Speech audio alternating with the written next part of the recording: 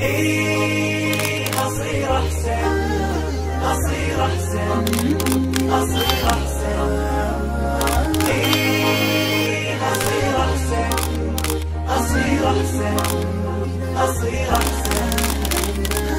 إيه أصير أحسن ولا يمنعني شي، مدام راسي حي بسوي اللي علي.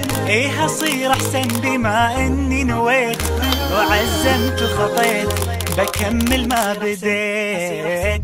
إيه أصير أحسن ولا يمنعني شي، مدام راسي حي بسوي اللي علي. إيه أصير أحسن بما إني نويت وعزمت وخطيت بكمل ما بديت. ماني خايف ولاني واقف، أنا ماشي وقلبي شايف. التحدي أدواه عندي حتى لو بصعب وأقسى مواقف.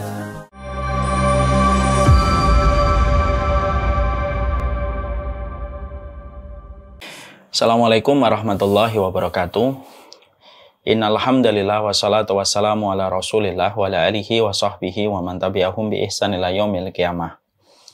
Kepada seluruh para santri, para santriwati dimanapun berada, yang semoga kita senantiasa mendapatkan ilmu, mendapatkan petunjuk, dan supaya senantiasa kita mendapatkan jalan kebenaran pada kehidupan kita. Sesungguhnya di dalam kehidupan kita menghambakan diri kepada Allah tidak hanya butuh bagaimana kita menjadi baik, tapi bagaimana kita menjadi benar. Hidup pada zaman fitnah terkadang banyak narasi yang sifatnya seperti angin surga, tetapi tanpa kita sadari di balik sepoi angin surga itu ternyata ada sebuah jurang kerusakan yang bisa menimpa kepada kita. Salah satunya adalah banyaknya sekali narasi yang mengatakan yang penting itu baik. Padahal di dalam kacamata ilmu yang kita peroleh di dalam kitabullah dan sunnah, bukan hanya butuh yang baik, tetapi kita harus benar. Baik itu dengan keluhuran dan kemuliaan akhlak kita, maka itu baik. Tetapi baik itu tidak cukup sampai kita menjadi benar. Dan indikator kebenaran itu sederhana, ma wafaqal kitab wa sunnah ala fahmi sahabah, yaitu apapun yang sesuai dengan Al-Quran, apapun yang sesuai dengan Al-Hadis sebagaimana yang dipahami oleh para sahabat, maka itulah yang benar. Orang yang baik haruslah benar, dan orang yang benar tidak boleh luntur kebaikannya. Dan semoga kita mendapatkan kebaikan dan kebenaran pada jalan kehidupan kita. Alhamdulillah, tentunya kita bersyukur ketika kita mendapatkan pada kesempatan siang kali ini mendapatkan rezeki. Termasuk makna rezeki itu adalah mendapatkan kefahaman dan mendapatkan ilmu.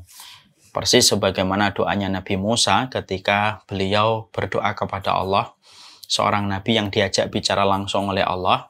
Ketika Nabi Musa berdoanya di dalam sebuah pinta, warzuqni fahma, berikanlah kepadaku rezeki kefahaman, menunjukkan kepada kita bahwasanya ilmu merupakan bagian dari sebuah rezeki yang besar. Ada di antara kita yang lapang, luas dunianya, tetapi sempit rezekinya. Mungkin angka digitnya banyak, mungkin angka deretnya banyak. Tetapi ternyata rezekinya itu sangatlah terbatas dan sangatlah minim. Dia tidak mendapatkan ilmu, dia tidak mendapatkan teman yang solih, dia tidak diberikan kenikmatan melakukan kebaikan dan ibadah. Mungkin dunianya banyak, tetapi rezekinya sempit. Ada di antara kita yang lapang rezekinya walaupun mungkin dunianya sempit. Mungkin dunianya sempit, gajinya pas-pasan. Mungkin gajinya UMR, tetapi lapang rezekinya. Diberikan kenikmatan dalam ibadah, mendapatkan petunjuk, pikiran dia tidak terombang-ambing oleh segala macam isu yang viral dan trending.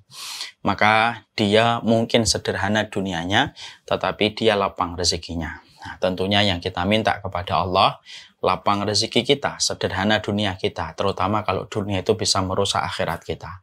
Inilah yang kita syukuri. Pada kesempatan siang ini Allah mempertemukan kita pada taman ilmu dan bertemu di taman ilmu. Memetik setiap faedah kebenaran pada kehidupan kita, maka itu merupakan bagian dari besarnya rezeki kepada seorang hamba, yang mana rezeki ilmu tidak Allah berikan kepada setiap orang. Rezeki ilmu hanya Allah berikan kepada hamba yang Allah kehendaki dan hamba yang Allah pilih di dalam kebaikan. Semoga kita termasuk hamba yang Allah pilih di dalam kebaikan, diberikan rezeki pada perjalanan kita ketika mendapatkan ilmu. Nah, inilah yang menjadikan kita bersyukur kepada Allah Subhanahu wa taala. Alhamdulillah, tentunya kita pada kesempatan siang ini akan melanjutkan sebuah estafet panjang bagaimana kita mendapatkan referensi ilmu untuk menjaga kebersihan dan kesucian hati kita. Tentunya kita terus mengingatkan kepada diri saya dan kepada kita semuanya apa yang disampaikan oleh para ulama salaf. Para ulama salaf salah satunya Fudail bin Iyad itu mengatakan dan menjabarkan, kita tidak akan mungkin mengungguli dan mendekati amalan para sahabat dengan sholat. Kita tidak mungkin mengungguli para sahabat dan mendekati amal ibadah mereka dengan puasa ataupun ibadah-ibadah zahir. Karena mereka adalah orang yang luar biasa. Tetapi kita akan mendekati amalan dan keutamaan amal para sahabat itu dengan apa yang ada pada hati kita ketika hati kita memberikan keselamatan bagi kaum muslimin.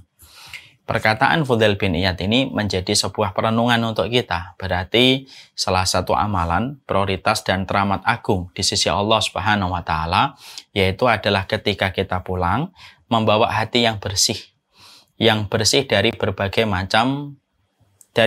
macam perkara yang mengotorinya dan menodainya, maka itu merupakan jalan keselamatan besar bagi kehidupan seorang muslim. Tentunya kita paham banyak orang hari ini mereka itu memperhatikan amalan zahir, tetapi mereka tidak memperhatikan amalan hatinya. Ibarat kata, amalan zahirnya itu betul-betul mulia, tetapi amalan hatinya berantakan. Tentunya ini bukan pilihan dan profil yang kita inginkan terjadi pada diri kita. Kita ingin bahwasanya amalan zahir kita semaksimal mungkin dan amalan hati kita sebersih mungkin. Karena sesungguhnya siapapun yang mereka termasuk pada kategori orang yang beruntung, orang yang mereka ketika mati hatinya bersih dari noda, dari pengotornya, dari noktahnya, dan perkara-perkara yang menjadi dosa-dosa yang dilakukan oleh hati dan jiwanya.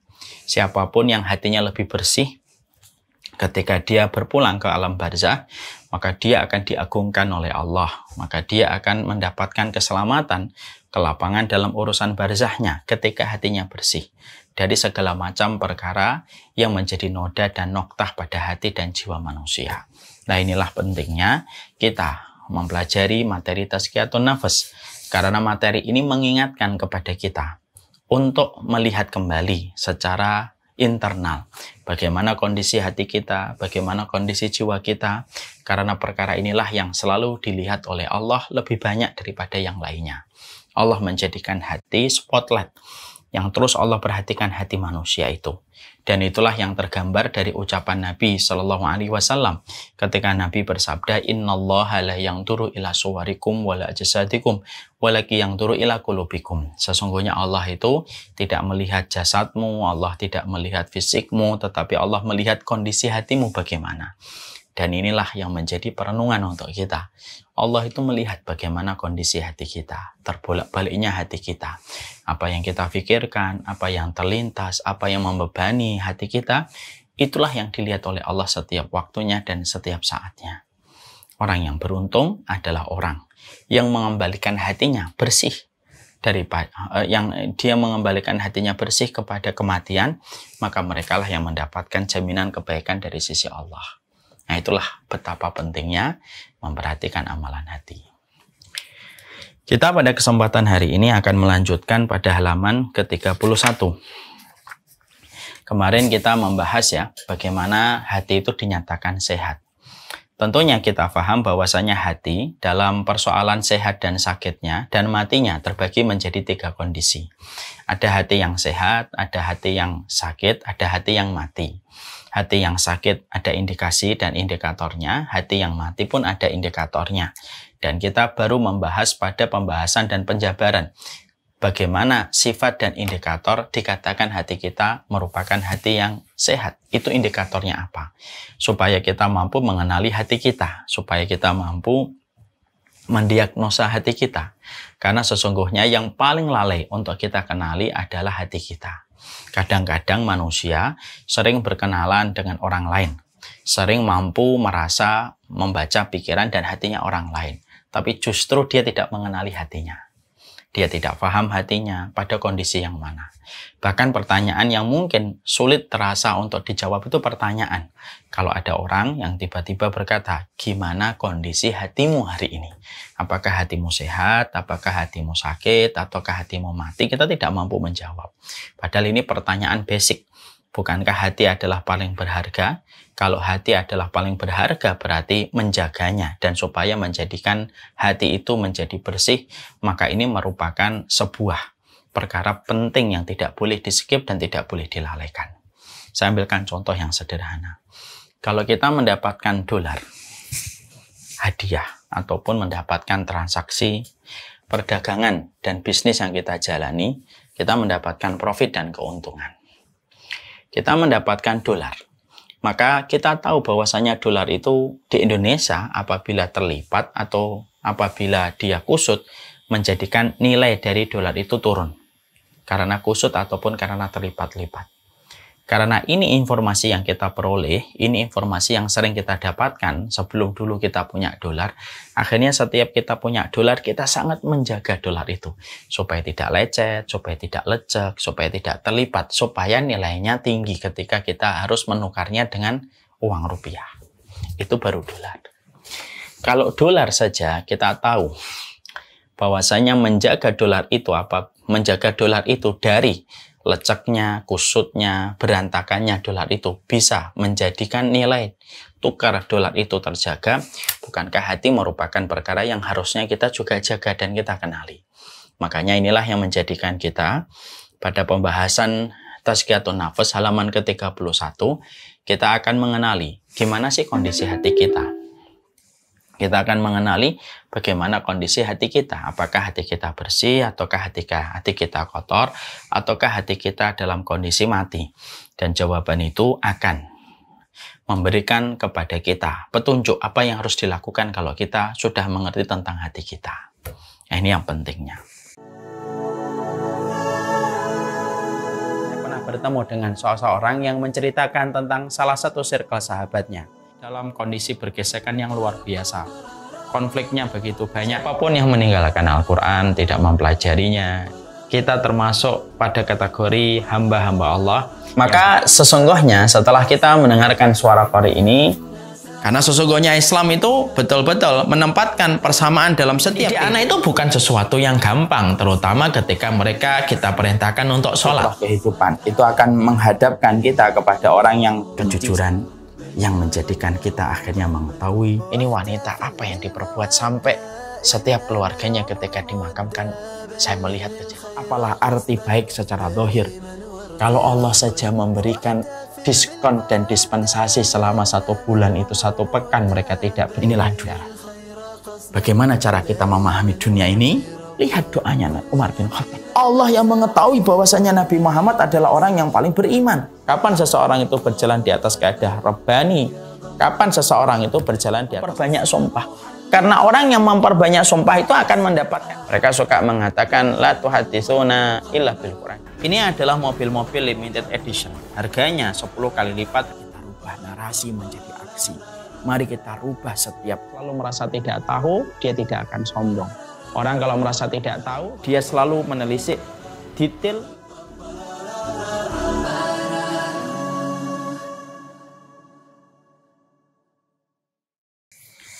Kemarin kita telah membahas bahwasanya hati kita itu sebenarnya terbagi menjadi 3. Dan kita di dalam pembahasan bagaimana sih indikator hati dikatakan menjadi hati yang dikatakan hati kita itu menjadi hati yang sehat. Tentunya ada indikator-indikator yang kita harus baca secara jelas, secara gamblang, supaya kita memiliki seluruh piranti informasi untuk mengenali hati kita. Kalau kita ingin mengenali indikator orang sehat, biasanya tekanan darah tingginya dilihat, tekanan gula darahnya dilihat, tekanan asam uratnya dilihat, baru akan ketahuan jadi hati yang sehat. Baru nanti akan ketahuan bahwasanya dia itu sehat atau tidak sehat. Sama, tentunya ketika ada berbagai macam hal yang dilakukan untuk mengenali fisik kita sehat, Dengan melihat tekanan darahnya, melihat tekanan gulanya, melihat asam uratnya, baru kita akan tahu apakah seseorang itu sehat ataukah tidak. Sama, hati itu akan dikatakan sehat dengan indikator-indikator yang telah dijabarkan dan dijelaskan oleh ulama. Dan kita harus melihat, harus mengetahui hati kita itu sehat ataukah tidak. Siapapun yang nanti mendapati dari keterangan-keterangan yang disampaikan oleh Imam Ibnu Rajab, Imam Ibnu Qayyim tentang indikator hati yang sehat, dan kita menjumpai hati kita memiliki sifat-sifat semacam itu, tidak ada tempat bagi kita bersyukur kecuali kepada Allah. Jangan sombong, jangan jumawa.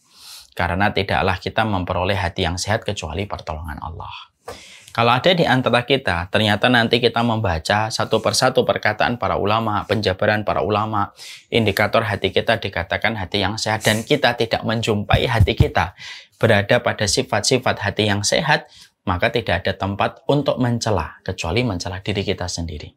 Fala talumanna, jangan kamu celah, kecuali yang kamu celah itu diri kamu sendiri.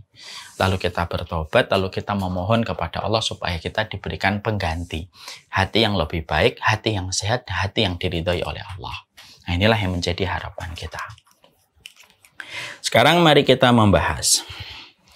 Kemarin kita telah membahas bahwasanya hati yang sehat itu yaitu adalah ketika memiliki 4 sifat. Memiliki 6 sifat yang sudah kita pelajari. Yang 3, bahwasanya hati yang sehat itu dia rindu untuk khidmah sebagaimana kerinduan orang yang lapar kepada makanan dan minuman. Artinya orang itu kalau hatinya sehat maka dia senang untuk berkhidmah dan membantu apapun yang berkaitan tentang Allah dan Rasulnya. Karena hati yang sehat itu maka getarannya, hati yang sehat itu kembalinya kepada Allah dan Rasul. Jika dalam setiap perkara, kalau di situ ada Allah dan Rasul yang dibesarkan dan diagungkan, maka hatinya tergerak untuk bergabung, untuk bersama, untuk bersua dengan perkara-perkara yang bisa meninggikan kalimat Allah dan kalimat Rasulullah. Dia senang untuk khidmah. Makanya ketika dia berkhidmah, maka dia merasa tentram, merasa bahagia ketika dia berada pada jalan Allah. Yang mana ketenangan itu tidak pernah didapatkan orang lain pada jalan dunianya, pada jalan pekerjaannya, pada jalan profesinya. Ketenangan yang dia rasakan ketika dia berkhidmah kepada agama Allah, ketenangan yang sifatnya mahal, dan ketenangan itu merupakan ketenangan yang diberikan kontan oleh Allah kepada mereka yang hatinya sehat. Getaran dari hati yang sehat itu menjadikan dia senang berkhidmah kepada agama Allah. Makanya Masya Allah ya. Jadi kalau ada di antara saya, Bapak dan Ibu, kok kita ini senang sekali. Apapun perkara, apapun hal yang datang kepada kita, lalu di balik perkara itu ada Allah, di balik hal itu ada Rasulullah, yang bisa kita besarkan nama Allah di dalam perkara itu, maka kita langsung otomatis, kita bergabung, kita bersama, kita langsung senang dan bahagia merasakan kebersamaan kita pada gerbong untuk meninggikan dan membesarkan serta mengagungkan kalimat Allah. Maka itu indikator hati yang sehat. Ya, itu indikator hati yang sehat.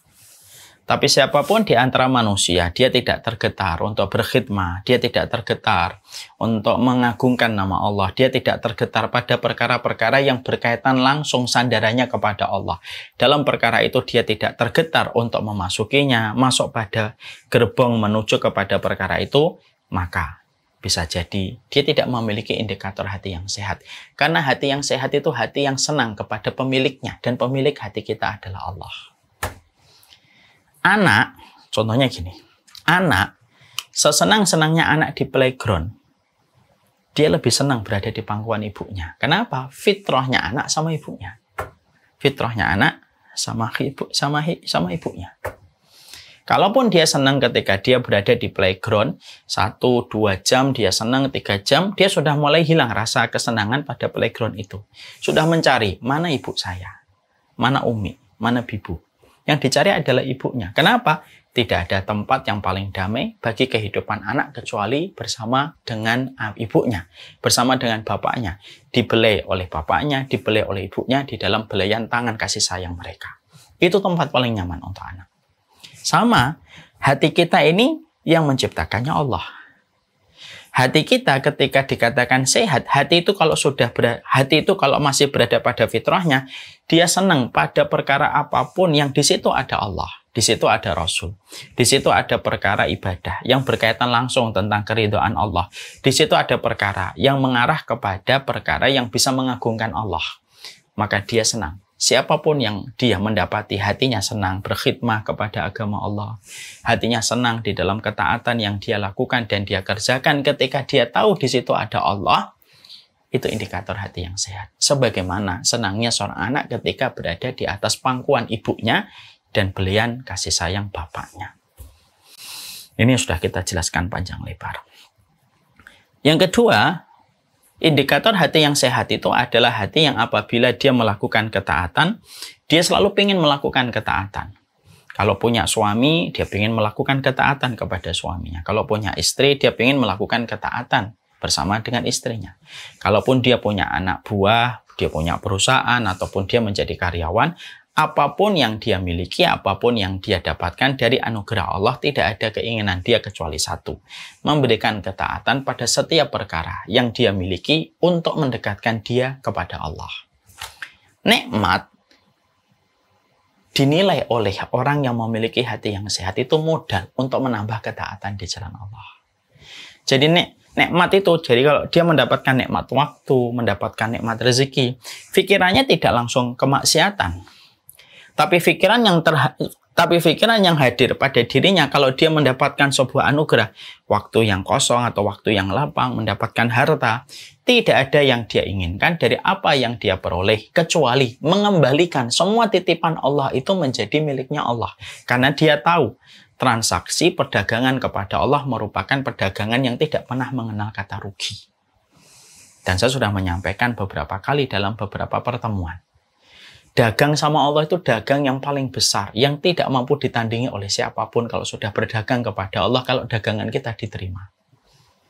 Dikatakan tijaratun lan tabur, perdagangan yang tidak pernah merugi. Ya, gimana tidak pernah merugi? Modalnya datang dari Allah, dan Allah membayarnya lebih besar daripada yang kita bayangkan. Kita sholat sunnah 2 rakaat, sholat sunnah fajar lebih baik daripada dunia dan seisinya. Berarti kita bayangkan setiap menitnya, kalau kita sholat sunnah fajar tadi pagi, setiap menitnya bernilai jutaan triliun yang Allah berikan. Kalau sholat 2 rakaat yang kita lakukan di waktu subuh itu diterima. Makanya orang-orang yang memiliki hati yang sehat tidak ingin untuk banyak bertransaksi dengan pujian manusia. Dia tidak ingin banyak bertransaksi dengan puja-puji dan tepuk tangan manusia. Karena dia tahu pujian manusia dan tepuk tangan manusia itu hanyalah sebentar. Orang memuji hari ini belum tentu memuji besok. Orang memuji besok belum tentu memuji lusa. Anak sudah kenyang dengan itu. Ada orang yang kadang-kadang cocok dengan kita hari ini, besok belum tentu dia cocok. Walaupun kita guru. Ada orang yang cocok hari lusa dengan kita, belum tentu bulan depan dia masih cocok dengan kita. Karena begitulah manusia. Ghayatun nas la tudrak. Sesungguhnya mencari tujuan pada keridhaan manusia itu sesuatu yang mustahil diperoleh. Orang yang hatinya sehat, tidak ada pikiran yang dia miliki kecuali satu, transaksi dia kepada Allah semata dalam setiap apapun yang dia peroleh dan dia dapatkan. Kalau punya anak, transaksi anak itu hanya kepada Allah, sebagaimana contoh tercermin dari Ibunda Khadijah, Ibunda Imam Ahmad.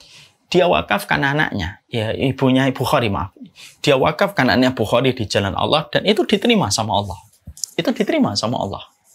Semua perkara ditransaksikan untuk Allah semata. Punya handphone, punya kacamata, punya iPad, punya rumah, semuanya langsung diinginkan dari apa yang dia miliki itu di jalan Allah. Sebagaimana kalau kita menjumpai dan kita mendapati dari apa yang kita lihat dari kisah biografinya seorang Umar bin Khattab. Saya sering mengatakan berulang-ulang, Umar bin Khattab itu kalau punya barang, yang unik dari Umar bin Khattab kalau punya barang itu apa? Selalu menulis pada setiap barang yang dimiliki oleh Umar bin Khattab dengan kata mahbusun fi sabilillah. Tertawan dan hanya tergunakan di jalan Allah semata. Jadi kudanya, keledainya hanya dipakai mahbusun fi sabilillah, tergunakan hanya untuk di jalan Allah. Tulisan itu digoreskan oleh tulisan itu, digoreskan oleh Umar bin Khattab radhiyallahu anhu. Tulisan itu digoreskan oleh Umar bin Khattab radhiyallahu anhu untuk memberikan faedah kepada beliau bahwasanya apapun nikmat yang datang dari Allah, kita ini diuji oleh Allah. Apakah mengembalikan kenikmatan itu kembali kepada Allah ataukah tidak? Makanya orang yang memiliki hati yang sehat itu mereka selalu memiliki kekuatan yang besar, lebih besar daripada nikmat yang datang untuk mengembalikan nikmat itu hanya di jalan Allah. Sehingga kalau punya rumah, kalau punya mobil, kalau punya sesuatu, yang difikirkan itu apa yang bisa saya berikan kembali kepada agama Allah. Orang-orang semacam ini banyak, Pak, Ibu, yang kita jumpai. Orang-orang solih. Yang terkadang saya sering jumpai di lapangan dakwah. Orang-orang yang pikirannya itu cuma sederhana aja. Apapun dia pengen transaksikan di jalan Allah. Siapapun di antara kita yang apabila ada sebuah keinginan besar, bagaimana kita ingin menjadikan setiap apapun yang kita miliki lalu kita kembalikan kepada jalan Allah, lalu kita tuliskan kata di dalam pikiran kita mahbusun fi sabilillah, maka itu adalah orang yang mereka itu indikator hatinya bersih. Kenapa? Orang kalau hatinya bersih, maka dia rindu bertransaksi kepada pemilik hatinya, yaitu adalah Allah Subhanahu wa Ta'ala. Dan itu yang menjadi indikator kedua. Yang ketiga, mereka bakhil terhadap waktu. Yang sudah kita bahas panjang lebar bagaimana kita membahas ini. Sekarang mari kita masuk kepada pembahasan yang keempat.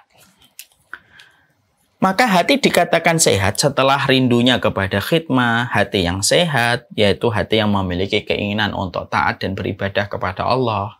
Dia bakhil terhadap waktu dan tidak pernah mempergunakan waktu kecuali pada perkara yang bisa mendatangkan keridhaan dari Allah. Yang keempat, ya, maka indikator hati yang sehat itu adalah kalau sudah masuk waktu sholat, kata Imam Ibnu Qayyim dan Imam Ibnu Rajab, kalau sudah masuk waktu sholat, lenyap seluruh kesedihannya terhadap perkara dunia, lalu dia bergegas di dalam melaksanakan sholat, karena di dalam sholat yang dia lakukan, dia mendapatkan kelapangan, kenikmatan, dan mendapatkan penyejuk jiwanya itu ada di dalam sholat yang dia lakukan dan dia kerjakan. Masya Allah ya, Masya Allah ini berat banget ini. Dan ini teguran untuk kita semuanya.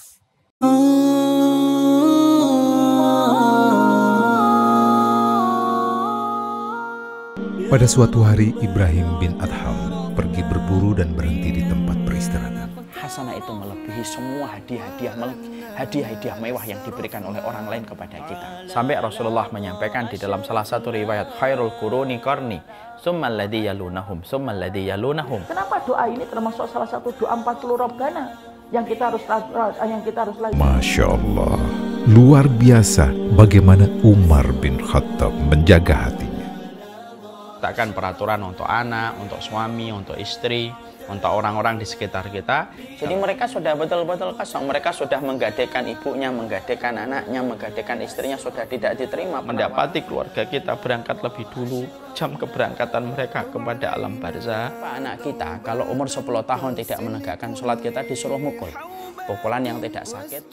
Siapapun yang apabila dalam kehidupan ini yang mereka harapkan itu hanyalah apa yang ada di sisi manusia. Maaf ya, coba kita merenungkan. Kalau kita mungkin ketika melihat bagaimana peristiwa, semua tata cara di dalam kita berdoa, contohnya menyebut Asmaul Husna, salawat kita kepada Rasulullah. Jadi orang kalau apabila dia mendapati hatinya sehat itu, cara dia memandang sholat itu tidak sama dengan orang yang hatinya tidak sehat. Ya. Contoh ya. Misalkan ada seorang laki-laki cinta kepada seorang istri. Istrinya misalkan lahir tanggal 1 Januari. Misal. Istrinya lahir tanggal 1 Januari. Kalau dia akan mendekati tanggal 1 Januari, misalkan dia sudah Desember, mungkin kalau kulturnya mereka keluarga yang suka merayakan ulang tahun misalnya, pasti akan menghadapi tanggal 1 Januari itu, dia itu betul-betul mempersiapkan dan prepare. Kenapa? Karena dia tahu pada 1 Januari itu istri yang dia cintai ulang tahun. Ini bagi yang masih merayakan kultur kayak gitu. Kalau kami keluarga sih enggak. Ini contoh aja. Maka tentunya 1 Januari bagi mereka itu menjadi sesuatu yang sifatnya berbeda. Karena 1 Januari hari kelahiran istri yang dia cintai.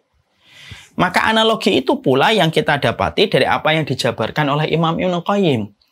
Kalau kita hatinya sehat, maka kita memandang sholat itu bukan bagian dari masalah dan bukan bagian dari satu beban. Tapi ketika dia betul-betul hatinya sehat, dia akan memandang sholat di mana Allah itu meletakkan sholat menjadi fondasi dan tiang pada kehidupan dia, maka sesungguhnya dia akan menempatkan urusan sholat itu urusan besar.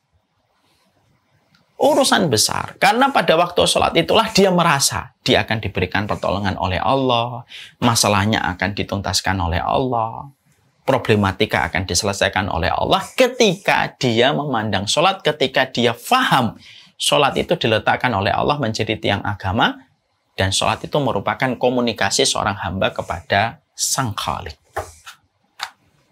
Ya. Makanya Masya Allah. Makanya betul. Kalau akhirnya kita mendapati perbedaan antara orang munafik dengan orang mukmin itu salah satunya terletak pada urusan mereka memandang sholat. Orang munafik mereka melihat urusan sholat dalam kacamata kemalasan. Wa idza qamu ila sholati qamu kusala. Kalau mereka sholat orang munafik ini. Tapi sholatnya males. Masya Allah ya, orang munafik aja masih sholat. Berarti kalau orang sudah nggak sholat, lebih parah daripada orang munafik. Ya, mereka sholat tapi sholatnya dalam kondisi malas. Orang yang memiliki hati yang sehat, maka mereka itu meletakkan urusan sholat dan mereka selalu mengevaluasi setiap harinya bagaimana urusan mereka di dalam sholat. Masya Allah ya, ini Masya Allah, ini luar biasa poin ini. Jadi teguran untuk kita semuanya.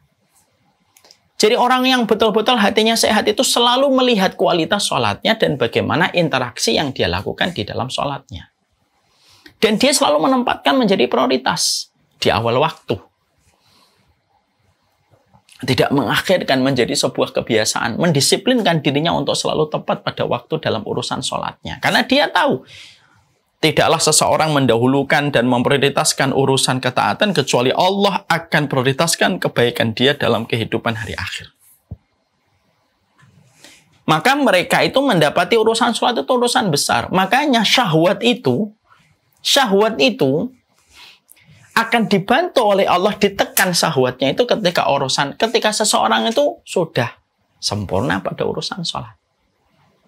Makanya kita menjumpai dalam surat Maryam 59 Allah berfirman kan, Adha'us sholata wattaba'us syahwat.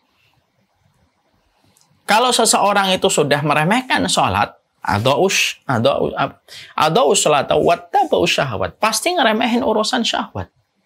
Makanya kerusakan itu, betul kata para ulama salaf, kerusakan itu dimulai ketika seseorang sudah tidak lagi menempatkan urusan sholat menjadi prioritas. Kalau dia sudah tidak lagi prioritas, satu persatu, ibarat tali, terurai seutas demi seutas kebaikan dari urusan hidupnya. Dimulai dari cara dia menempatkan urusan sholat tidak lagi prioritas. Makanya Allah meletakkan sebuah kaidah agung. Wasta'inu bis-sabri was-shalah. Minta tolonglah dalam kondisi sabar dan sholat yang kamu lakukan. Makanya para ulama sampai mengatakan, kalaupun kamu masih berdosa apapun, jangan tinggalkan sholat. Kamu masih pakai narkoba, jangan tinggalkan sholat. Kamu belum bisa nutup auratmu, jangan tinggalkan sholat. Kamu mungkin masih minum alkohol, na'udzubillahi min dzalik, jangan tinggalkan sholat. Kenapa? Karena sholatmu itulah yang nanti akan menjadi benteng terakhir. Yang bisa jadi, di antara sholat yang masih kamu jaga, walaupun dosa masih kamu rutinkan, di antara sholatmu ada yang bisa menjadi sebab engkau mendapatkan kekuatan meninggalkan dosa itu pada sholat yang tetap kamu jaga walaupun kamu melakukan dosa-dosa yang lain. Memang standar idealnya kalau melaksanakan sholat yang menjaga diri kita dari perkara yang haram. Itu idealnya. Tapi kalaupun ada manusia yang masih melakukan dosa, ada yang minum, ada yang pakai alkohol, ada yang minum khamr, ada mungkin berzina. Minimal, apapun dosamu, jangan tinggalkan sholat. Karena pada sholat yang manakah nanti, di antara benteng terakhirmu itu, maka itulah yang akan menjadikan kamu diberikan kekuatan oleh Allah untuk meninggalkan dosa itu karena keberkahan dari sholat yang kamu lakukan.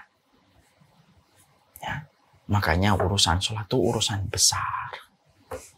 Dan orang yang beriman itu selalu mengevaluasi kualitas sholatnya ketika zuhur, kualitas sholatnya ketika asar, kualitas sholatnya ketika maghrib, dan bagaimana dia selalu melihat kualitas sholatnya setiap waktunya dan setiap saatnya. Dan sholat adalah cara untuk menenangkan dirinya dari masalah yang terus silih berganti datang pada teras kehidupan mereka. Makanya Masya Allah ya, ini sebuah tulisan dari ulama yang tidak bisa ditelaah, tidak bisa diselami, kecuali orang yang betul-betul yakin bahwasanya omongan Allah itu tidak salah. Urusan sholat. Itulah yang menjadi salah satu indikator hati yang sehat. Ada di antara kita sholatnya berantakan, bolong-bolong, sholatnya tidak terjaga di masjid bagi yang laki-laki. Kemudian dia meremehkan urusan sholatnya. Maka semua perkara yang ada pada kehidupannya pun akan berantakan. Dimulai dari tiangnya yang berantakan.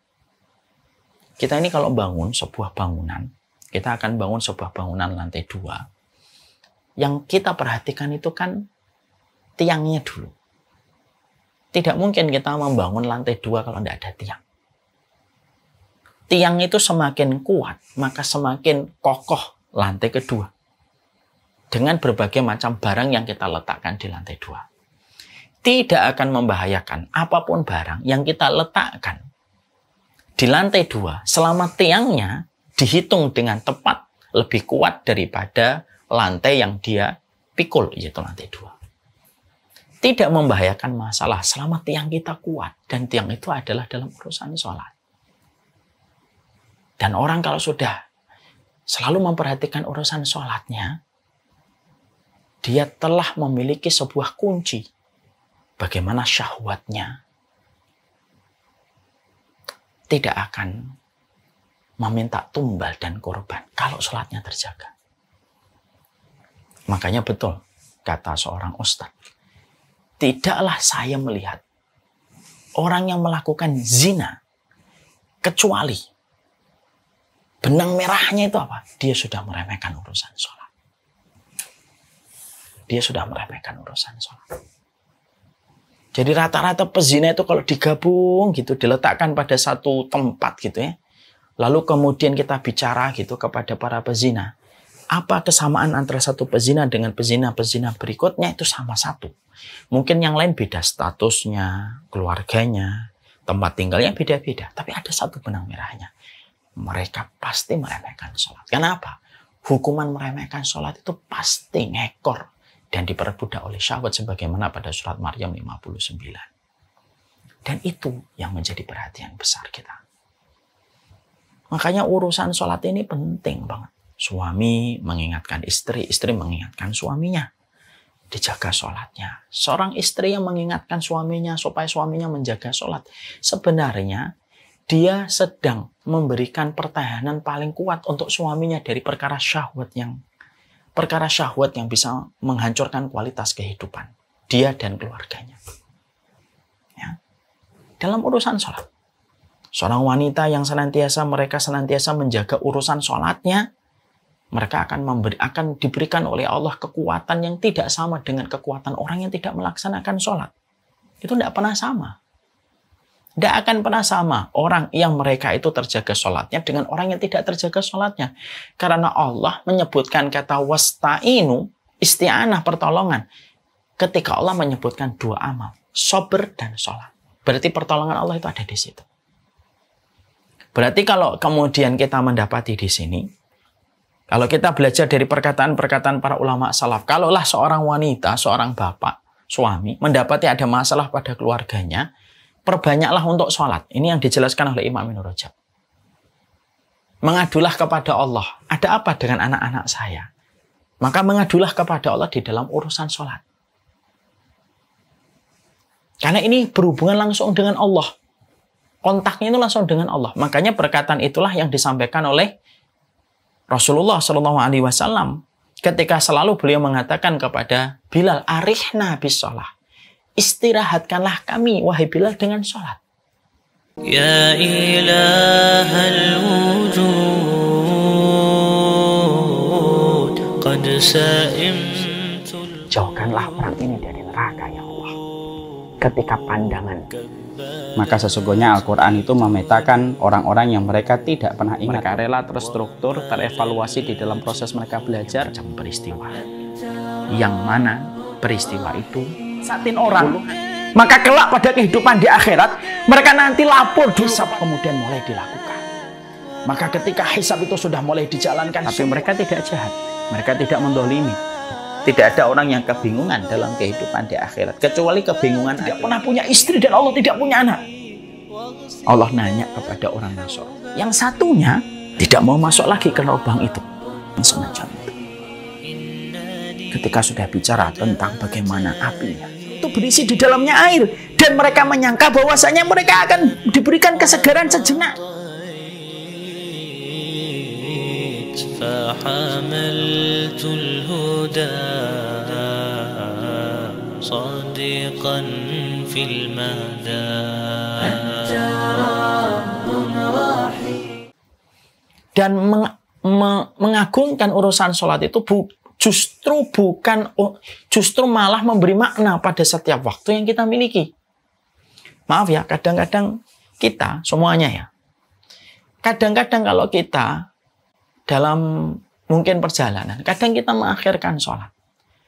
Tanpa kita sadari kan mengakhirkan sholat itu bukan memberikan kelapangan waktu. Justru mengakhirkan sholat itu justru menjadikan waktu itu jadi semrawut jadinya. Dan itu berbeda ketika seseorang itu mendisiplinkan di dalam urusan sholatnya. Makanya ketika seseorang itu mereka mampu menjaga hubungan mereka kepada Allah di dalam urusan sholatnya, Allah akan memberikan banyak perkara yang Allah tidak pernah berikan kecuali kepada orang yang mereka senantiasa hatinya terikat kepada urusan sholatnya. Makanya betul yang sering saya sampaikan perkataan dari Umar bin Khattab, idza duyi'atis sholat fakanat lima siwaha adiyah. Kalau ada orang sudah meremehkan urusan sholatnya, fakanat lima siwaha adiyah, maka urusan yang lain pasti akan diremehkan. Dan itu dimulai dari urusan sholat. Ya, makanya melaksanakan sholat dan menegakkan sholat itu sesuatu yang juga harus kita perhatikan. Melaksanakan sholat di awal waktu. Menegakkan sholat habis sholat. Kalau menegakkan sholat itu artinya apa, Ustaz? Artinya menjaga diri dari berbagai macam perkara yang dimurkai oleh Allah. Itu dimulainya ketika kita habis salam. Assalamualaikum, disitulah kita menegakkan sholat. Saya habis sholat, nggak boleh begini. Nggak boleh saya membentak istri mungkin. Tidak boleh saya membantah suami saya. Itu dimulai ketika kita habis sholat. Itu namanya menegakkan sholat. Kalau melaksanakan sholat, itu namanya di awal waktu. Melaksanakan sholat itu dimulai dari takbiratul ihram. Itu namanya sesuatu yang namanya ada usolah wa iqamis sholah. Itu berbeda. Ada usolah, kamu melakukan sholatnya. Allahu Akbar, itu namanya melakukan sholat. Kalau menegakkan sholat, konsekuensi setelah kamu sholat itu apa yang kamu kerjakan. Itu kata para ulama. Dan itulah yang menjadikan kita harus paham. Jagalah betul bagaimana urusan sholat. Orang yang hatinya bersih pada urusan sholatnya, orang yang hatinya bersih, maka urusan sholat itu menjadi prioritas yang tidak bisa dia tawar. Dan tidak bisa ditawar oleh siapapun. Ya, makanya inilah yang menjadikan kita, kalau bisa minimal sekali lah. Minimal sekali kepada bapak-bapak gitu ya. Atau kepada para santri laki-laki itu. Minimal sekali lah merasakan menjaga sholat 40 hari tanpa ketinggalan takbiratul ihram dari imam. Minimal sekali seumur hidup. Kamu 40 hari 200 waktu sholat, kamu tidak pernah ketinggalan takbiratul ihram dari imam yang kamu sholat di belakangnya. Makanya betul, ini perkara berat. Tapi seagung itulah balasannya ketika Rasulullah bersabda, Man adroka takbiratul ihrami ma'al imami arba'ina yauman kutiba lahu baro'atum minan nifaq wa baro'atum minan nar. Siapapun yang mampu mendapati takbiratul ihram bersama seorang imam 40 hari tanpa terlewatkan satu kali pun, dia selalu mendapati takbiratul ihram bersama imam, maka dia dibebaskan dari 2 ancaman azab kubur dan ancaman api neraka. Maka itu merupakan salah satu indikator hati yang sehat.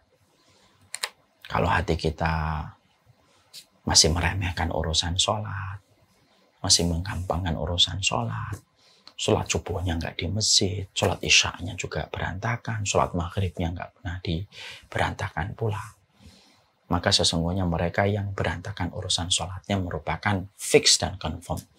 Itu merupakan indikator bahwasanya hatinya dalam kondisi bermasalah. Ini yang kita harus perhatikan. Kemudian sifat yang kelima. Indikator hati yang sehat itu, kata para ulama, adalah tidak pernah letih untuk berzikir kepada Allah, tidak pernah bosan berkhidmah kepadanya, tidak bersikap manis kecuali kepada orang yang menunjukkan jalan kebenaran atau mengingatkan kepada Robnya. Artinya, orang yang mereka itu hatinya sehat itu adalah orang yang mudah dikasih nasihat kalau nasihatnya tentang Allah dan Rasul. Jadi artinya dia menjadi orang yang mudah diingatkan. Selama konten atau isi dari nasihat yang disampaikan kepadanya itu dalam urusan-urusan yang mengingatkan dia kepada akhirat. Dia senang berzikir. Berzikir itu kan bukan hanya mengucapkan kalimat thayyibah ya. Berzikir itu kan setidaknya merenungkan tentang asma wa sifat Allah itu dzikir, merenungkan tentang perintah dan larangan Allah itu juga dzikir. Kemudian kita ikut ta'lim juga itu adalah bagian dari dzikir. Kemudian membaca Al-Quran juga bagian dari dzikir. Apapun itu, sifatnya yang kembalinya mengingatkan kepada Allah itu disebut dengan dzikir. Orang kalau indikator hatinya baik itu mudah dikasih nasihat. Masya Allah ini. Semoga Allah memberikan hati kita adalah hati yang mudah menerima nasihat. Selama yang memberikan nasihat itu dengan cara yang baik. Karena apa? Kadang-kadang ada manusia menolak nasihat itu bukan karena dia benci kepada nasihat itu, tapi cara orang memberikan nasihatnya itu tidak tepat. Makanya betul kata Imam Syafi'i, kalau kamu memberikan nasihat kepadaku di tengah banyak manusia dan mempermalukan aku, maka jangan salahkan aku kalau aku menolak nasihatmu. Ini salah satu hikmah di dalam memberi nasihat itu harus dengan kondisi-kondisi yang kondusif ketika kita memberikan nasihat. Tapi basicnya orang kalau dikatakan hatinya sehat itu apa? Selama yang dikatakan Allah dan Rasul, maka dia itu senang menerimanya. Walaupun terkadang dia belum bisa melakukannya dan tidak bisa langsung mengerjakannya pada saat itu juga. Dia tidak bisa langsung mengerjakan pada saat itu juga. Mungkin dia akan mengundur sebentar gitu. Tapi dia menerima dan dia senang ketika ada perkara itu. Sebagaimana senangnya dia ketika berzikir kepada Allah, datangnya dia ke majelis ta'lim, senangnya dia ketika datang ke majelis ilmu, ke taman-taman surga. Dia menikmati ketika datang ke taman surga dan merasa ada yang hilang, ada yang kurang sempurna dalam perjalanan harinya kalau dia tidak mendengarkan nasihat-nasihat indah untuk mengkoreksi kehidupan dia. Selama antum, saya suka kita datang ke kajian ilmu dan kita lapang menerima nasihat yang disampaikan oleh seorang yang menyampaikan ilmu, walaupun terkadang nyindir kita atau terkadang perkataan-perkataan yang dipilih itu seakan-akan menyudutkan kita, sebenarnya bukan untuk menyudutkan kita. Memang terkadang ilmu itu datang sebagaimana obat, ilmu itu jarang datang sebagaimana manisan. Ya, ilmu itu datangnya itu kayak obat. Obat itu pahit, kadang-kadang memang seakan-akan nyindir kita. Tapi pada dasarnya ketika kita menerima yang pahit itu, lalu kita pelan-pelan memasukkan ke dalam kalbu kita, maka akan menjadi sebuah kebaikan. Dan cukuplah seseorang itu dikatakan hatinya bersih ketika dia mudah menerima nasihat. Selama nasihat itu disampaikan dengan cara yang ma'ruf, walaupun mungkin pahit ketika pertama kali dia telan, tapi seiring dengan waktu ada kekuatan untuk menguraikan yang pahit itu menjadi sebuah kebaikan. Beda dengan kesenangan. Beda dengan perkara-perkara yang tidak berkaitan dengan nasihat. Perkara permainan game atau kesenangan itu sifatnya kayak gula. Semakin kita meresponnya, semakin banyak gula yang masuk ke dalam tubuh kita. Dan lama-lama menjadi penyakit. Tapi nasihat itu memang terkadang menyakitkan. Kadang-kadang itu kalau kita diberikan nasihat itu kadang berat kita untuk menerimanya. Tapi ketika kita memaksa untuk membuka ruang hati kita untuk menerima nasihat itu, maka disitulah kalau kita sudah ada sebuah sukacita, rasa senang ketika kita mendapatkan nasihat. Ketika yang memberi nasihat itu dengan cara yang baik, maka Masya Allah, itu berarti indikator hati kita ini bersih. Walaupun maaf ya, kadang-kadang kita merasa tersindir dengan apa yang disampaikan di tempat taklim. Bukan hanya kita, saya kadang-kadang kalau di majelis taklim merasa tertampar, merasa tersindir. Karena memang fungsinya ilmu itu untuk menyindir kesalahan kita. Selama sindiran itu tidak diterangkan nama terang dan memang masih menjaga nama baik seseorang dan memang fungsinya ilmu itu kan untuk menyindir. Banyak orang marah kalau kemudian merasa tersindir dengan materi. Dan merasa bahwasanya yang menyebutkan masalah yang menyindir dia itu seakan-akan ustadznya itu senewan sama dia dan sentimen sama dia. Guru ataupun ustadz insya Allah tidak ada niat untuk mencari musuh di dalam taklimnya. Tapi yang namanya guru ataupun seorang ustadz itu niatnya adalah meluruskan. Dia meluruskan dirinya sendiri dan meluruskan orang yang bisa untuk menerima nasihat dia. Walaupun terkadang kita memang berat. Makanya tolong hindari sikap seorang penuntut ilmu yang terlalu egosentris memikirkan bahwasanya setiap materi itu nyindir dia, lalu dia dendam kepada yang menyampaikan ilmu. Terutama ketika memang yang disampaikan adalah kebenaran dan tidak menjelaskan tentang aib dengan nama terang. Jadi kita ini harusnya memahami itu. Jadi makanya indikator hati yang sehat itu senang dengan ilmu, senang dengan nasihat. Walaupun orang memandang sok ini, walaupun orang memandang dengan pandangan yang negatif, citra yang buruk, maka dia tetap senang dengan ilmu. Dia senang dengan ilmu. Dia merasa ada yang kurang pada hari ketika referensi nasihat tidak dia dapatkan pada hari yang dia lewati. Makanya ada sebuah perkataan salaf itu, an-nasu la yazaluna fil khair ma damu yuhibbuna nusha. Sesungguhnya manusia itu berada pada pusaran kebaikan dengan kondisi selama syaratnya dia mencintai nasihat. Selama dia mencintai nasihat. Saya, kalian, semua dari kita dikatakan kita ini tetap akan berada dalam kebaikan selama kita mencintai nasihat. Tapi kalau kita sudah menolak nasihat dan kita sudah benci kepada nasihat, walaupun itu disampaikan oleh Allah dan Rasulnya, sudah disampaikan dengan cara yang lembut, baik, menghormati, memberi respek, memberi kemakrufan, semuanya telah terpenuhi prosedur untuk menyampaikan nasihat itu baik. Kok kita tetap marah dikasih nasihat? Berarti maaf. Hati yang hitam itu tidak bisa menerima cahaya yang putih. Karena cahaya putih dari ilustrasi nasihat. Nasihat itu kalau kita ilustrasikan kayak cahaya putih, tidak bisa direspon kecuali kaca hati yang bersih dan bening. Ya. Makanya Masya Allah ya, kalau ada seseorang dari kita, harus paham ya. Selama hatinya seseorang itu bersih, kayak kaca yang bersih. Kaca itu kalau bening, Pak, sinar mentari itu akan mudah masuk. Sinar mentari akan mudah masuk ke dalam ruangan itu. Kalau hatinya bersih. Kalau kita melihat ada rumah, sudah lama, ada satu rumah yang sudah lama tidak ditempatin orang.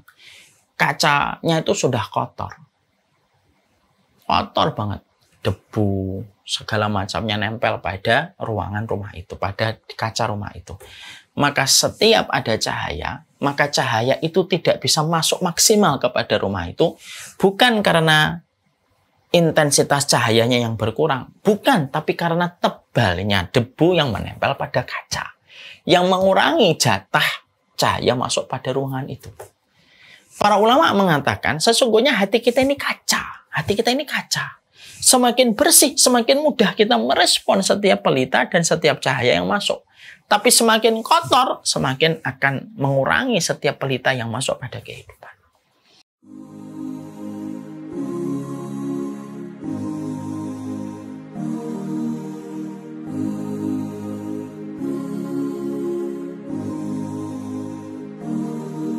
بين الرجاء والخوف قلبي طائر ومن اليقين النور بيض جوانحي فوق السحاب يطير حرا مدركا نسمو كماله للكون وجه آخر نحيا أنا صنعة أوجدتها يا باري وملكت فيها معصم الإيمان للحق والعدل التواصي بالجمال عبادة حسن التأمل بالإله وصال كالجمال يرى ويقلب نبعه كالقرب حين دعاء تداعب طفلها وتضمه أملا كما حاجاتنا منا إليك نريد يا الله.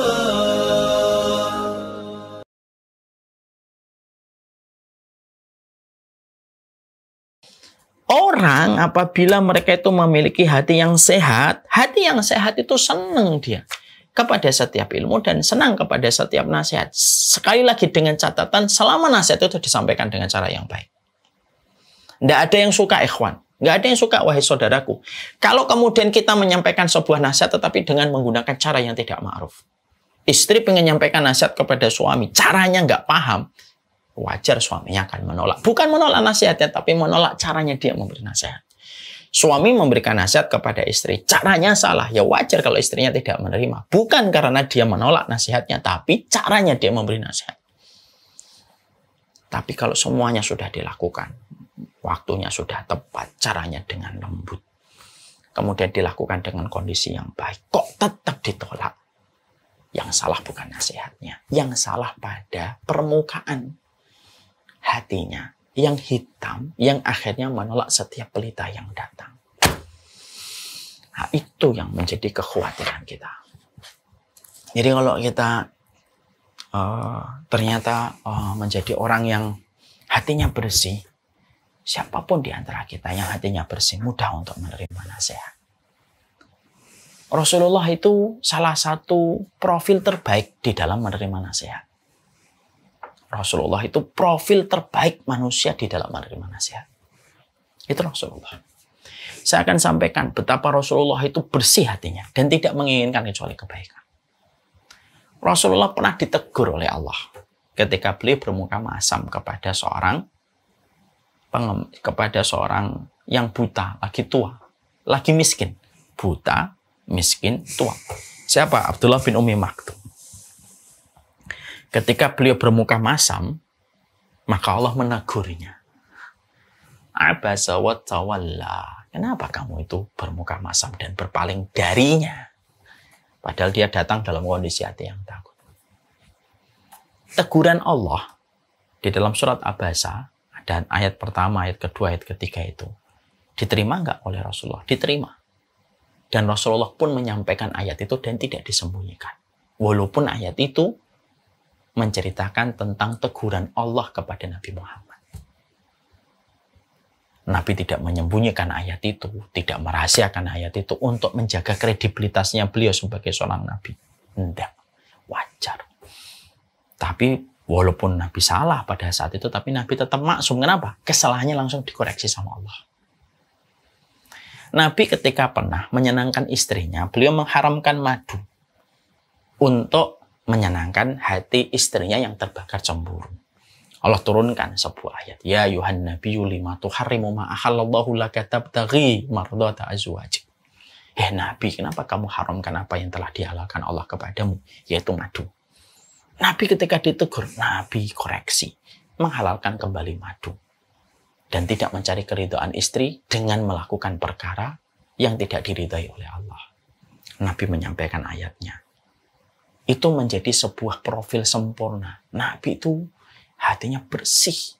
Sampai ketika beliau diluruskan, maka ayat yang dipakai untuk meluruskan Nabi pun tidak disembunyikan oleh Nabi. Nabi pernah ditegur sama laki-laki tua Yahudi. Datang laki-laki tua Yahudi dan berkata, "Hai Muhammad, innakum tusyrikuna billah. Taquluna ma sya'allah wa syi'ta wa taquluna wal Ka'bah." Ada orang tua Yahudi datang kepada Nabi Muhammad, dan ketika datang kepada Nabi Muhammad, orang tua Yahudi itu berkata, Muhammad, sahabatmu ini melakukan perkataan yang syirik. Mereka mengatakan demi Allah dan demi terserah Allah dan terserah kamu, dan mereka mengatakan demi Ka'bah. Itu salah Muhammad. Ini orang tua Yahudi, Pak. Orang Yahudi itu tahu ilmu dia. Cuma nggak mau beramal dan mengambil konsekuensi dari ilmunya itu nggak mau. Dia ngomong kepada Nabi tanpa babi bu, tanpa basa-basi, langsung ngomong, Muhammad, sahabat-sahabatmu ini melakukan kesyirikan dalam perkataan. Mereka suka mengatakan terserah Allah dan terserah kamu, dan suka mengatakan demi Ka'bah. Tidak boleh Muhammad. Kalau mengatakan terserah itu nggak boleh mengatakan terserah Allah dan terserah kamu. Yang benar itu terserah Allah kemudian terserah kamu. Karena kalau kata dan itu berarti menyamakan Allah dengan makhluk. Dan tidak boleh loh mengucapkan demi Ka'bah. Ka'bah itu makhluk. Nggak boleh bersumpah atas nama makhluk. Wahai Muhammad. Lihat Nabi. Apakah Nabi menolak ini? Tidak. Nabi menerima. Nabi kemudian berkata kepada para sahabat, mulai sekarang jangan lagi mengatakan terserah Allah dan terserah kamu. Tapi katakanlah yang benar, yang lebih baik. Terserah Allah kemudian terserah kamu. Jangan lagi kalian bersumpah demi Ka'bah. Jangan. Demi Rob yang menguasai Ka'bah. Nabi menerima nggak nasihat itu? Menerima nggak masukan itu? Diterima oleh Nabi. Jadi janganlah orang itu kalau sedang diberikan nasihat itu malah mencari pembenaran atas nasihat yang dia terima. Ya, inilah salah satu di antara kekurangan basic mungkin rata-rata manusia. Rata-rata manusia itu kalau mereka mendapatkan nasihat itu lalu mencari pembenaran dari apa yang dikasihkan kepadanya, lalu mencari pembenaran atas apa yang dia lakukan dan dia kerjakan. Maka inilah yang akhirnya menjadi sebuah indikator hatinya lagi bermasalah. Kalau setiap nasihat itu akhirnya dicari pembenaran. Makanya seorang suami yang baik, seorang suami yang dia bisa diberi nasihat. Istri yang baik itu bukan istri yang selalu merasa benar. Istri yang tahu ketika nasihat dari suami itu adalah terbaik untuknya. Kadang-kadang maaf ya, banyak sekali jargon-jargon, meme-meme di luar gitu, di Instagram dibuat sama orang yang bukan penuntut ilmu dan mengatakan istri tidak pernah salah. Walaupun bersandar, lama-lama masuk ke bawah alam sadar, oh memang istri nggak boleh salah. Dan akhirnya susah menerima nasihat. Padahal nasihatnya tidaklah berniat kecuali memberikan kebaikan. Sebelum istri menuntut punya suami yang mudah menerima nasihat, ya tentunya dia harus mengevaluasi apakah dirinya mudah menerima nasihat. Kalau ada seorang suami yang menginginkan istrinya gampang menerima nasihat, maka dia pun adalah orang yang harusnya mengevaluasi dirinya apakah mudah menerima nasihat ataukah tidak. Maka disinilah jelas. Hati kalau bersih, hati kalau maksimal sehatnya, kalau orang itu maksimal sehatnya itu apa? Hatinya mudah untuk merespon setiap nasihat yang ditujukan kepadanya. Setiap dia mendapatkan nasihat, dia senang untuk mendapatkan nasihat itu. Dan dia bergembira mendapatkan sebuah petunjuk kebaikan yang mungkin sebelumnya dia tidak pernah tahu. Mari kita minta sama Allah, semoga hati kita terpilih menjadi hati yang gampang menerima nasihat. Tidak suka marah-marah, tidak suka mencari pembenaran atas apa yang terjadi. Itu merupakan indikator yang kelima. Yang keenam, perhatiannya untuk membenarkan amalan melebihi perhatiannya untuk beramal. Artinya orang kalau hatinya itu sehat, dia itu sangat memperhatikan quality control terhadap ibadah yang baru saja dia lakukan. memperhatikan bagaimana amalnya diterima itu lebih menyibukkan orang yang punya hati yang sehat daripada sekedar beramal dan beramal tanpa quality control. Itu yang kita harus pahami. Jadi kita ambilkan sebuah analogi sederhana begini. Merek branded yang terkenal, semakin terkenal satu brand, maka semakin quality control itu semakin sangat terjaga. Ya enggak Mas Maulana? Ya kan? Kalau merek terkenal tuh quality controlnya semakin ketat atau tidak ketat? Semakin ketat. Contoh, Nike, Adidas, atau mungkin Gucci misalkan. Itu pasti quality control yang terjaga. Mereka rela membuang satu produk tidak dilemparkan ke pasar hanya karena satu cacat sedikit, mereka rela membuangnya daripada membuang produk itu dengan harga murah tetapi merusak nama dari brand itu. Saya pernah mendapati sebuah berita di Instagram, yaitu sebuah perusahaan tas rela membakar satu produk tasnya yang jumlahnya ribuan hanya gara-gara salah jahitan daripada melemparkan itu tetapi merubah image perusahaan yang sudah mereka miliki selama puluhan tahun untuk menjaga brand sebagai brand terkenal dan mahal. Itu analogi yang sederhana. Maka sama, orang yang memiliki hati, dikatakan oleh Imam Ibnu Rajab, kalau hatimu bersih, hatimu sehat, maka kamu akan sering memperhatikan amalmu itu supaya diterima itu gimana ya? Itu lebih diperhatikan, itu kemudian akan terus di-maintenance daripada sekedar menambah-nambah amal, tapi berantakan semuanya tanpa ada quality control.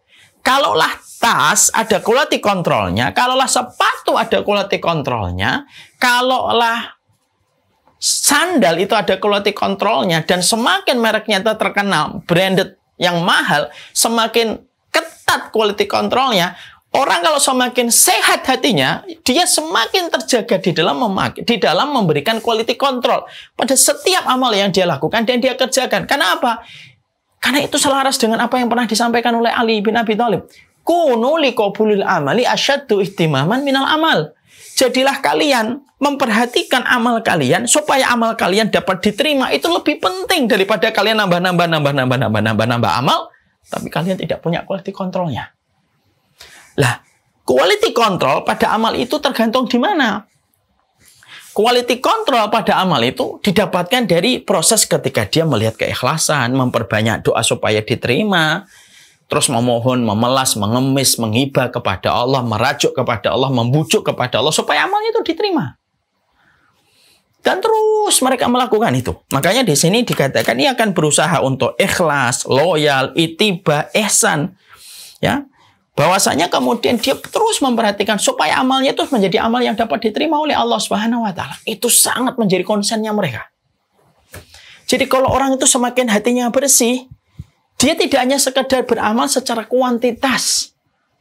Bagi orang yang biasa, orang awam, kuantitas amal. Bagi orang yang betul-betul muttaqin, mereka sangat memperhatikan kualitas. Karena Allah itu tidak minta yang banyak. Allah itu minta yang berkualitas. Makanya dinamakan amalan solih, bukan amalan katsiro. Amal yang diterima itu amalan solih, amalan yang terbaik, yang qualified. Bukan amalan yang kuantitas yang banyak. Nah, Allah tidak menyebut amalan katsiro dengan kata katsiro, tapi diberikan kata sifat solihah. Solihah itu yang solih, yang berkualitas, yang qualified sesuai yang ditetapkan oleh Allah. Jadi semakin hati kita bersih, semakin hati kita bening, semakin kita tuh memperhatikan gitu tabungan dan rekening amal yang telah kita lakukan, umrahnya berapa kali. Apa yang saya harus lakukan umrah ini supaya diterima oleh Allah. Khidmahnya saya kepada suami sudah berapa tahun. Bagaimana khidmah saya selama ini itu tidak sia-sia nanti di hadapan Allah. Terus dia perhatikan itu setiap waktunya. Memperhatikan kualitas dan menetapkan quality control pada amal itu menunjukkan kualitas pemilik hati yang bersih. Semakin hatimu bersih, kata Ibnu Rajab, semakin hatimu bersih, semakin kamu memiliki quality control yang ketat terhadap setiap amal yang dilakukan dan dikerjakan. Nah, makanya itulah yang menjadikan kita mengerti kan muhasabah itu penting. Dan para ulama itu mengatakan muhasabah itu evaluasi. Evaluasi itu kapan sih? Evaluasi itu salah satunya setelah beramal.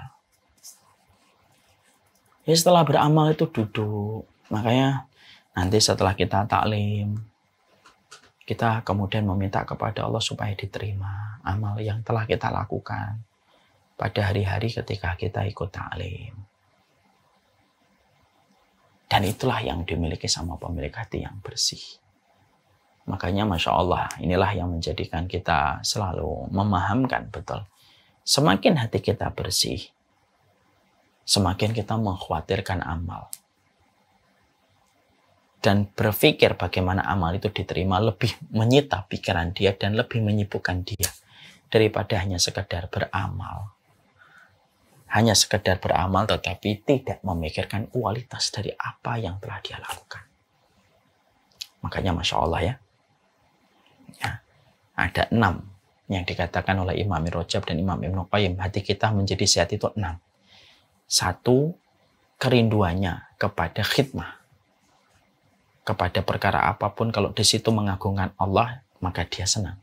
Rindu dia untuk membersamai pada lokomotif-lokomotif yang bisa membangun dan mengagungkan nama Allah. 2, orang itu kalau hatinya sehat, maka dia senang bertransaksi kepada Allah. Apapun anugerah yang dia dapatkan, apapun ketaatan yang dia, apapun karunia yang dia peroleh, maka ditransaksikan amal itu hanya untuk melakukan ketaatan kepada Allah. Yang ketiga, bakhil terhadap waktu. Yang keempat, kalau sudah masuk urusan sholat, dia prioritaskan. Dia orang yang tidak bisa ditawar dalam penjagaan pada urusan sholat. Yang lainnya masih bisa ditawar. Urusan sholat nggak bisa ditawar. Kemudian dia senang sekali untuk mendapatkan nasihat. Apapun yang sifatnya berzikir, apapun yang sifatnya itu nasihat kepada Allah Subhanahu wa Ta'ala, maka sesungguhnya itulah yang akan dia senantiasa senang. Dia senang dikasih nasihat. Selama nasihat itu disampaikan dengan cara yang baik, kema'rufan, dan semua prosedur telah disempurnakan di dalam memberi nasihat. Dan yang terakhir, hati kita itu menjadi bersih. Yaitu ketika kita senantiasa memperhatikan quality control atas apa yang kita lakukan. Dia memperhatikan kualitas jauh lebih besar daripada hanya memperhatikan kuantitas. Semoga Allah memberikan kebaikan atas apa yang kita pelajari, dan itulah yang menjadikan kita meraba hati kita. Ya, paling baik itu suudzon. Kelihatannya saya belum ada semuanya ini. Itu lebih baik daripada kita merasa pede mengatakan, wah hati saya sudah bersih Ustaz. Merasa suudzon itu lebih baik. Kita mungkin belum memiliki ini semua. Orang yang suudzon sama dirinya, maka dia akan terus berupaya dan berupaya memperbaiki diri. Allah tidak mencari sempurna. Tapi Allah mencari mereka yang terus memperbaiki diri pada kehidupan penghambaan mereka kepada Allah. Semoga kita masih diberikan kesempatan waktu untuk memperbaiki diri setiap waktunya dan setiap saatnya.